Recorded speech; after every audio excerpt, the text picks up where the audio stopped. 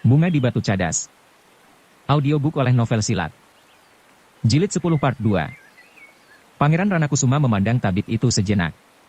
Lalu, tetapi memalukan sekali. Aku tidak mau mendengar ia mengigau seperti itu.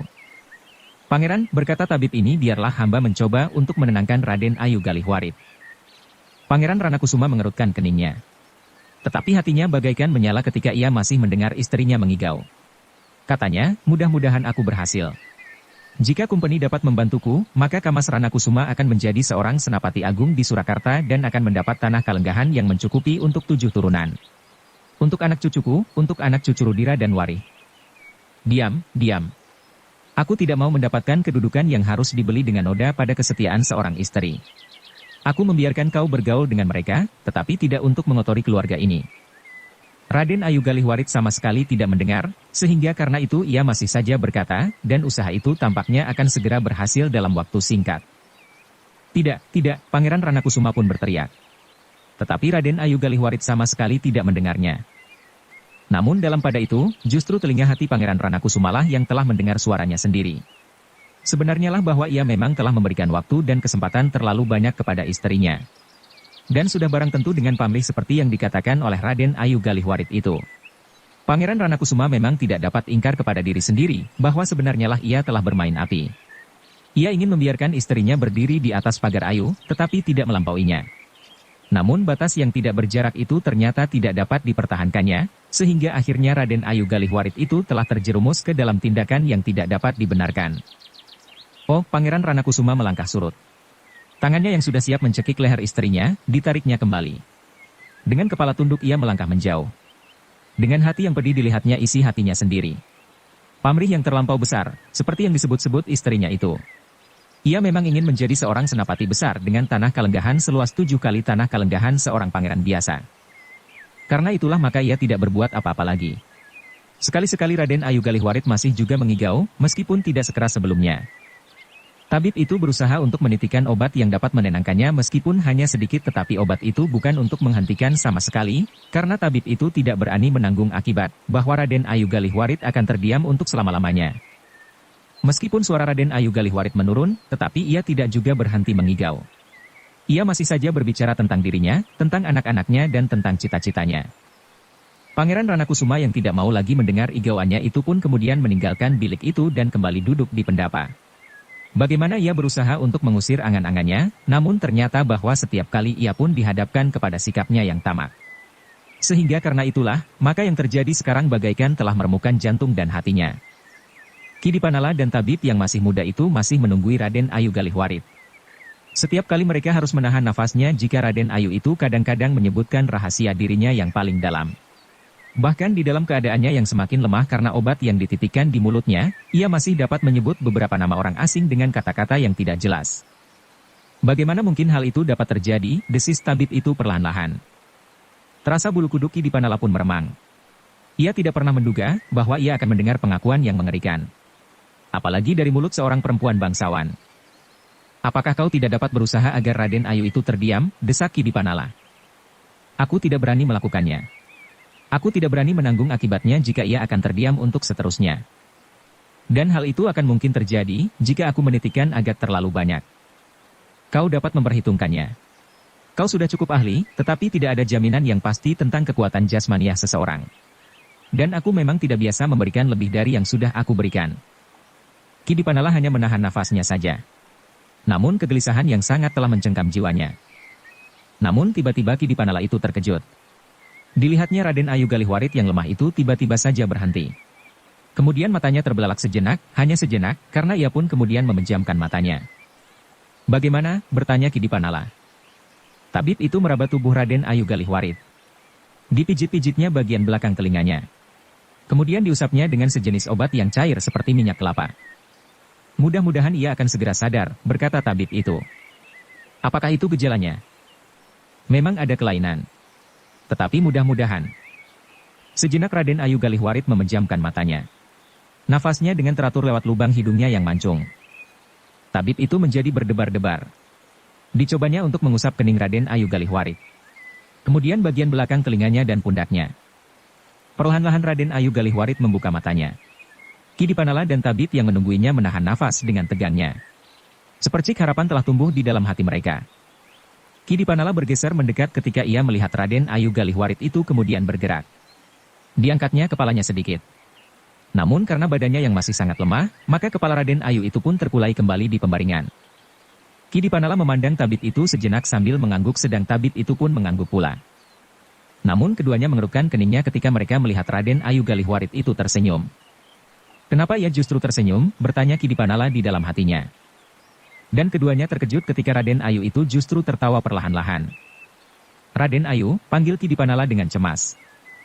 Raden Ayu Galihwarit berpaling memandanginya. Ternyata bahwa ia sudah mendengar suara itu. Namun yang mencemaskan justru ketika Raden Ayu itu tertawa sambil bertanya, "Hi, siapa kau?" "Raden Ayu, apakah Raden Ayu tidak mengenal hamba lagi?" Raden Ayu Galihwarit mengerutkan keningnya. Kemudian perlahan-lahan ia bangkit. Ternyata tubuhnya masih terlampau lemah, meskipun ia pun kemudian berhasil duduk di pembaringan. "Oh," katanya kemudian, "kenapa kau ada di sini?" "Raden Ayu baru saja pingsan," jawab Kidipanala. Raden Ayu itu mengerutkan keningnya. Lalu sambil tertawa ia berkata, "Hi, kau mengigau. Di manakah Kapitan Dungkur?" "Siapa Raden Ayu?" "Kapitan Dungkur." "Hi, apakah ia sudah pergi?" Kidipanala tertegun sejenak. Dipandanginya Tabib yang sedang termangu-mangu, sementara Raden Ayu Galihwarit itu pun kemudian berdiri tertatih-tatih. Dungkur memang rakus. Ia begitu saja pergi dengan diam-diam, Raden Ayu itu pun kemudian tertawa, tetapi ia mempunyai barang-barang yang aneh. Dan ia mempunyai pengaruh yang besar di kalangan istana. Kidipanala hanya dapat berpaling ketika kemudian Raden Ayu Galihwarit itu berdiri sambil dengan tangannya membenahi pakaiannya yang memang dikendurkan ketika ia pingsan. "Dungkur yang rakus itu tidak mau menunggu aku berpakaian dengan rapi. Gila," lalu tiba-tiba dipandanginya Tabib itu, "Hi, siapa kau?" "Ampun Raden Ayu. Hamba berusaha mengobati Raden Ayu." "Mengobati? Aku kenapa?" "Oh, bodoh sekali kau," Raden Ayu itu tertawa, "apa yang kau obati padaku? Jika aku sakit kumpeni mempunyai obat yang tidak kau punyai." "Hi, siapa kau?" Kidipanala menjadi semakin cemas. Apalagi ketika ia kemudian mendengar Raden Ayu itu tertawa terbahak-bahak. Tanpa menghiraukan kedua orang yang ada di dalam biliknya, Raden Ayu Galihwarit memperbaiki letak pakaiannya sambil tersenyum-senyum. Ternyata senyum Raden Ayu itu telah menggetarkan hati Kidipanala dan Tabib yang masih muda itu. Mereka menjadi cemas bahwa kejutan perasaan itu telah membuatnya berubah. Dengan ragu-ragu Kidipanala masih mencoba memanggil, "Raden Ayu, apakah Raden Ayu tidak mengenal hamba lagi?" "Hi." Raden Ayu berpaling, dengan tajamnya ia memandang Kidipanala. Lalu katanya, "Kau tentu bukan Kapitan Dungkur. Kenapa kau di sini? Apakah kau juga kumpeni?" "Tentu bukan. Kulitmu seperti kulit sawo." Terasa kulit Dipanala yang dikatakan seperti kulit sawo itu meremang ketika Raden Ayu Galihwarit merabanya. Sambil tertawa Raden Ayu itu berkata, "Tentu bukan. Dungkur kulitnya putih kemerah-merahan seperti kulit babi." "Tetapi tidak sekasar kulit Panderpol," Raden Ayu itu tertawa, "lalu, meskipun kulitmu tidak putih, tetapi ternyata lebih halus dari kulit orang-orang asing itu." "Raden Ayu," suara Kidipanala bagaikan orang mengeluh, "hamba adalah seorang abdi Kapangranan. Apakah Raden Ayu belum menyadari apa yang terjadi?" Raden Ayu itu tertawa. Kemudian ia pun melangkah kembali ke pembaringan. Tanpa menghiraukan orang-orang yang ada di dalam bilik itu, ia berbaring sambil berdendang perlahan-lahan. "Oh Tuhan," desis Kidipanala. Ia menjadi semakin cemas melihat keadaan Raden Ayu Galihwarit itu. Ternyata Tabib yang menunggui Raden Ayu Galihwarit itu pun menjadi berdebar-debar pula. Bahkan kemudian ia berbisik kepada Kidipanala, sesuatu lelah terjadi pada diri Raden Ayu Galihwarit itu. Goncangan perasaan yang tidak tertanggungkan agaknya telah mengganggu keseimbangan jiwanya. "Jadi bagaimanakah keadaannya itu?" Tabib itu menarik nafas dalam-dalam sambil mengangkat pundaknya. "Apakah Raden Ayu telah terganggu syarafnya?" Tabib itu ragu-ragu sejenak. Namun katanya kemudian, agaknya memang demikian Kidipanala. "Apakah Kidipanala dapat menyampaikannya kepada Pangeran Ranakusuma?" Kidipanala tidak segera menjawab. Sejenak ia termangu-mangu. Lambat atau cepat, Pangeran Ranakusuma memang harus mengetahuinya. Selain persoalan Raden Ayu Galihwarit, bukankah masih harus dipikirkan apa yang sebaiknya dilakukan terhadap Raden Rudira yang terbaring di bilik sebelah dan tubuh Mandra yang disimpan di belakang? Kidipanala menarik nafas dalam-dalam. Sekilas dilihatnya Raden Ayu Ranakusuma yang berbaring sambil berdendang perlahan-lahan. Namun kemudian perempuan itu meloncat berdiri sambil bertanya, "Ih, di mana anakku? Di mana Rudira? Apakah kau lihat?" Ia tidak boleh mengikuti aku. Ia tidak boleh tahu apa yang terjadi dan apa yang aku lakukan meskipun semuanya itu untuknya dan untuk suamiku. Ia akan menjadi Senapati Agung di Surakarta, dan kami akan menjadi pangeran yang paling berpengaruh dan paling kaya raya. Tentu melampaui Pepatih Surakarta sendiri. Ki Dipanala tidak dapat menjawab pertanyaan itu. Karena itu untuk beberapa lamanya ia hanya berdiam diri saja. Di mana Hi? Raden Ayu Ranakusuma mendesak. Kau lihat anakku yang laki-laki? Raden Ayu, berkata Dipanala kemudian, hamba berharap Raden Ayu beristirahat. Cobalah Raden Ayu tidur sejenak. Mungkin dapat menenteramkan hati Raden Ayu. Tidur? Kau suruh aku tidur, tiba-tiba Raden Ayu tertawa berkepanjangan. Tabib itu menjadi tegang sejenak. Katanya kemudian, aku akan memberikan obat yang dapat memaksanya tidur sejenak.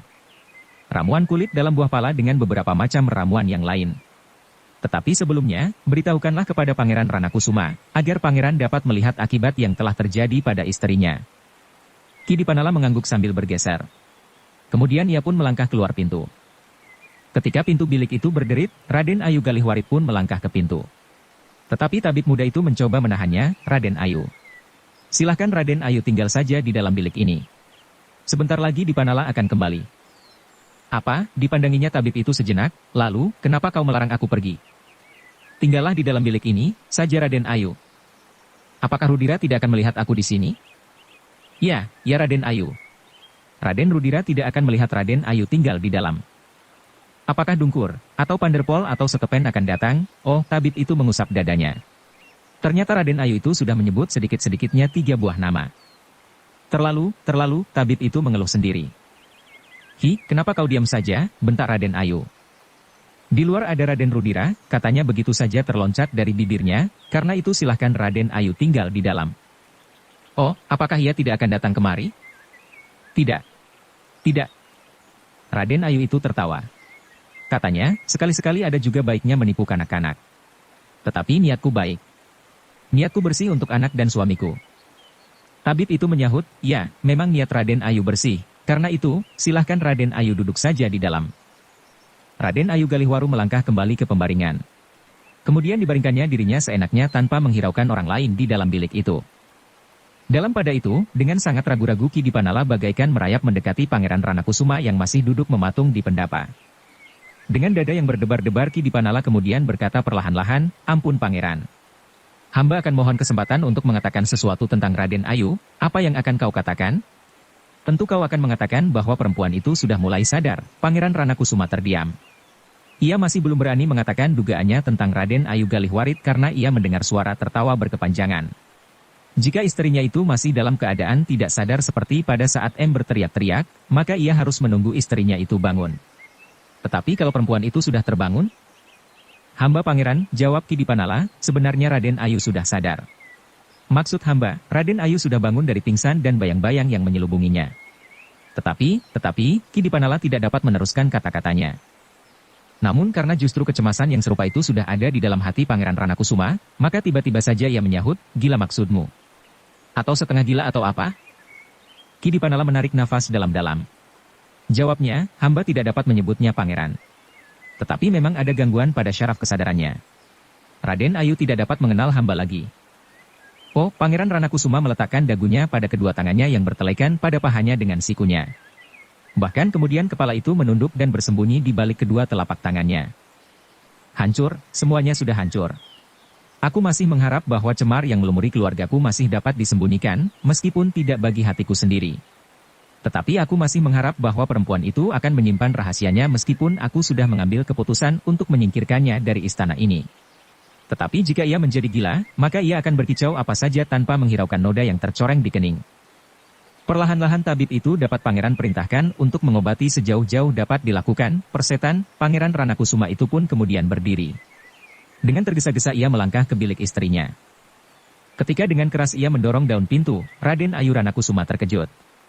Dengan serta-merta ia meloncat bangun. Dipandanginya Pangeran Ranakusuma sejenak, lalu tiba-tiba saja ia berlari sambil berteriak, Kakanda, Kakanda. Tetapi ketika Raden Ayu itu mencoba memeluk Pangeran Ranakusuma, maka perempuan itu pun telah didorongnya sehingga terjatuh di lantai.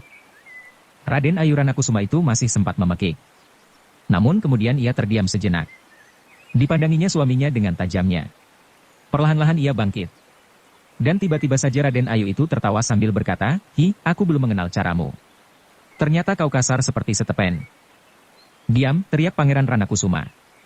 Hampir saja tangannya menampar mulut Raden Ayu Galihwarit yang tertawa itu jika Ki Dipanala tidak cepat-cepat berkata, "Jangan Pangeran." Raden Ayu sedang dalam keadaan tidak sadar. Oh, Pangeran Ranakusuma melangkah menjauhi istrinya sambil berdesah, "Memalukan sekali. Memalukan sekali. Aku sudah terjerumus ke dalam kehancuran mutlak."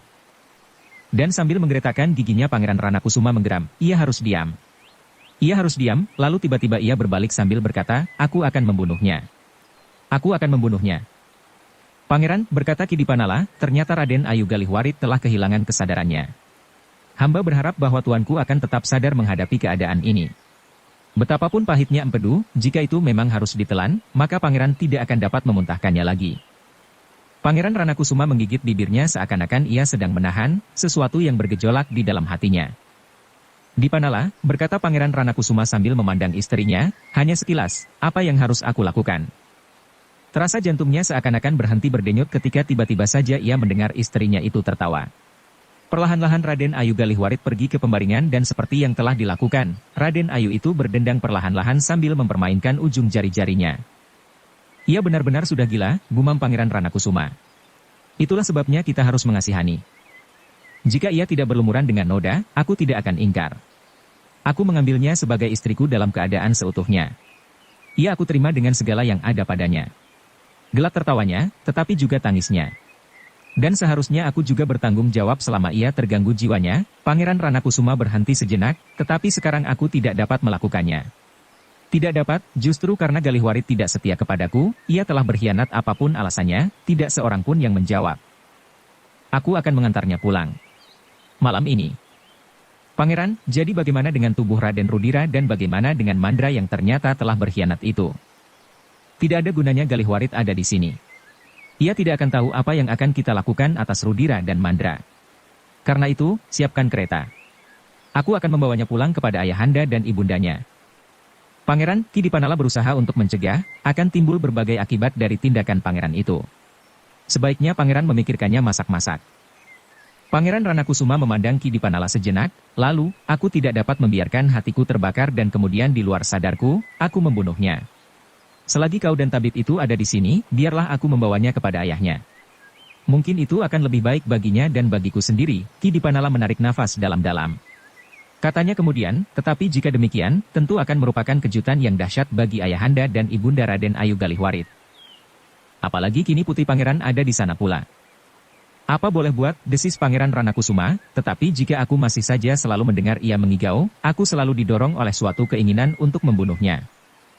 Ki Dipanala tidak segera menyahut. Teringat, sekilas pada saat ia menyebutnya untuk pertama kali di hadapan Kiai Danatirta tentang ketamakan Raden Ayu Galihwarit yang sudah berhasil mengusir madunya dari rumah Pangeran Ranakusuma sebagai seorang putri dari seorang pangeran yang kurang waras. Pangeran Sindurata memang kurang waras. Apakah memang ada semacam penyakit keturunan pada Raden Ayu Galihwarit, sehingga goncangan perasaan itu tidak tertanggungkan, dan penyakit yang semula masih tersembunyi itu tiba-tiba melonjak keluar, bertanya Ki Dipanala kepada diri sendiri. "Nah Dipanala," berkata Pangeran Ranakusuma kemudian, "siapkan kereta. Aku akan pergi mengantarkannya kepada Pangeran Sindurata." Pangeran Sindurata akan terkejut sekali pangeran. Ialah yang mewariskan sifat yang tidak waras itu kepada Galihwarit. Ki Dipanala menjadi termangu-mangu. Dan tabib itu pun kemudian berkata, "Pangeran, sebaiknya pangeran mengantarkannya tidak di malam hari. Mungkin malam ini pangeran dapat menjauhi Raden Ayu untuk beberapa lamanya sementara pangeran dapat memerintahkan menyelenggarakan jenazah Raden Rudira." Pangeran Ranakusuma menarik nafas dalam-dalam. Lalu katanya, "Apa yang dapat aku lakukan agar Galihwarit tidak mengigau terus-menerus? Apalagi jika ada orang lain di dalam bilik ini." Tabib itu menarik nafas dalam-dalam. "Katakan, apakah kau dapat melakukannya?" "Hamba tidak berani mencoba Tuan. Jika hamba berbuat kesalahan, maka akibatnya, hamba akan dapat menjadi seorang pembunuh." "Persetan. Aku tidak minta kau membunuhnya. Tetapi jika itu terjadi, bukan salahmu." "Ampun pangeran, hamba tidak berani melakukannya." Lakukanlah. Katakanlah kepada dirimu sendiri bahwa kau tidak berniat untuk membunuhnya. Kau membuatnya tertidur untuk beberapa lamanya, sementara itu, biarlah orang-orang membersihkan tubuh Rudira dan menyelenggarakan sebaik-baiknya. Usahakan agar Galihwarit tidak segera terbangun di pagi hari agar aku dapat mengantarkannya selagi ia masih tertidur nyenyak. Ampun pangeran, tugas ini terlampau berat bagi hamba, kau adalah seorang tabib. Jika kau tidak dapat mempergunakan caramu, aku akan mempergunakan caraku. Aku dapat mematikan syaraf kesadarannya untuk beberapa saat dengan sebuah pukulan pada punggungnya bagian atas atau memijit tengkuknya. Tetapi itu adalah cara yang dilakukan oleh seorang prajurit. Bukan oleh seorang tabib. Karena di sini ada seorang tabib, maka lakukanlah. Kita sama-sama menghadapi kemungkinan yang serupa. Jika aku yang melakukannya, kemungkinan itu pun dapat terjadi, bahwa ia tidak akan bangun untuk selama-lamanya. Tabib itu menjadi ragu-ragu. Baiklah. Jika kau masih tetap pada pendirianmu, biarlah aku yang melakukannya. Mudah-mudahan tulang belakangnya tidak patah karenanya. Pangeran, Ki Dipanala bergeser setapak ketika Pangeran Ranakusuma melangkah maju mendekati istrinya yang sedang bermain-main dengan ujung bajunya tanpa menghiraukan persoalan yang sedang diperbincangkan oleh orang-orang yang ada di dalam bilik itu. Apakah kau yang ingin melakukannya? Tidak Pangeran. Tetapi apakah Raden Ayu Galihwarit tidak terlalu lemah untuk mengalami perlakuan yang keras itu? Karena itu, aku harapkan ada jalan lain. Jika tabib itu mau melakukannya, biarlah ia mencobanya. Tetapi, tabib itu ragu-ragu. Maksudmu, kau tidak mau bertanggung jawab jika Galihwarit tidak mau bangun lagi untuk selamanya? Bukan tidak mau bertanggung jawab Pangeran. Tetapi hamba tidak berani melakukannya. Lakukanlah atas namaku. Aku akan bertanggung jawab apapun yang akan terjadi. Jika kemudian terjadi peristiwa yang tidak kau ingini itu, biarlah aku yang diseret ke depan pengadilan Istana Surakarta. Dipanala menjadi saksi. Bukan saja oleh pengadilan di Surakarta, Pangeran, maksudmu jika ada dosa yang terjadi atas perbuatan itu? Kau tentu yakin bahwa kau tidak berbuat salah. Aku pun tidak. Yang terjadi adalah kecelakaan. Mungkin kita dapat berkata demikian justru kepada pengadilan di Surakarta Pangeran. Tetapi tentu tidak kepada Yang Maha Kuasa. Yang Maha Kuasa tentu melihat bahwa kita benar-benar tidak ingin membunuhnya. Tabib itu masih tetap ragu-ragu. Namun tentu hal itu lebih baik daripada jika Pangeran Ranakusuma sendiri yang melakukan dengan sebuah hentakan atau pukulan pada punggungnya. Karena itu, betapapun juga beratnya, maka ia pun terpaksa mencobanya. Tetapi memang dengan niat di dalam hatinya, bahwa ia ingin membuat Raden Ayu Galihwarit itu tertidur sejenak. Bukan membunuhnya. Dan ia masih mengharap bahwa Raden Ayu Galihwarit itu akan terbangun. Demikianlah, maka tabib itu pun kemudian membuat ramuan yang sedikit lebih keras dari yang sudah dipergunakannya. Namun ia tidak dapat menentukan berapa lamanya obatnya itu akan mempengaruhi kesadaran Raden Ayu Galihwarit. Ia pernah mempergunakan obat serupa itu untuk seseorang yang karena suatu kecelakaan harus memotong kakinya. Tetapi begitu parah keadaannya, maka pada waktu itu tabib itu melakukannya dengan tanpa pilihan. Jika tidak, orang itu tentu akan mati, tetapi jika dilakukannya, maka masih ada harapan meskipun terlampau kecil. Tetapi waktu itu ia berhasil, dan orang itu kemudian dapat sadar kembali setelah beberapa lamanya ia tidak dapat mengingat sesuatu lagi. Sejenis dedaunan yang seolah-olah dapat membius dicampur dengan serbuk sejenis kulit kayu telah dipergunakan. Dengan hati-hati obat yang sudah dicairkannya dengan air itu pun kemudian diberikannya kepada Raden Ayu Galihwarit. "Hi, apakah ini?" bertanya Raden Ayu itu. "Minuman Raden Ayu." Itu kepada Galihwarit. "Minuman keras?" Itu ragu-ragu. Bukan minuman keras." Raden Ayu itu tertawa. Katanya, "Aku jera meneguk minuman keras. Aku jadi mabuk dan aku tidak ingat apa-apa lagi. Tidak ingat apa yang dilakukan oleh setepen yang kasar itu." "Gila," Pangeran Ranakusuma hampir berteriak, "bunuh saja perempuan itu." Ki Dipanala menarik nafas dalam-dalam. Tetapi ia tidak berkata apapun juga. Bersambung ke jilid 10 part 3. Dukung kami dengan subscribe, follow, like, komen dan share. Terima kasih.